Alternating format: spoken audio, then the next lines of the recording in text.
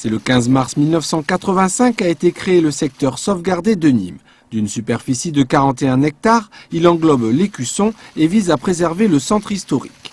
De ce fait, tous les travaux y sont réglementés et soumis à l'avis de l'architecte des bâtiments de France. Ce dernier en vérifie la conformité avec le plan de sauvegarde et de mise en valeur.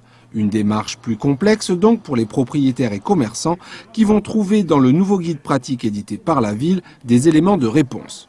Cette plaquette, c'est vraiment un outil pratique, un guide pratique pour tous aussi bien les commerçants que les propriétaires d'immeubles qui veulent faire des travaux et qui leur donne un peu l'orientation de ce qui peut se faire et ne pas se faire, aussi bien quand on veut changer des menuiseries, quand on veut refaire une toiture, quand on veut refaire un enduit, mais même quand on doit faire des travaux de réseau ou regrouper les boîtes aux lettres. Voilà, c'est un peu tous les problèmes qu'on peut rencontrer au quotidien.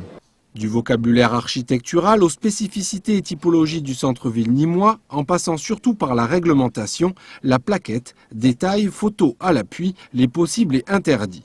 Et face à une réglementation contraignante, afin de motiver les propriétaires, la municipalité peut même subventionner une partie des travaux comme pour les façades. Oui, tout à fait. Nous subventionnons à hauteur de 8 à 10% les travaux réalisés dans le secteur sauvegardé, bien sûr quand le cahier des charges est respecté. La plaquette du secteur sauvegardé nîmois sera distribuée aux commerçants ainsi qu'aux différents syndics de l'Écusson.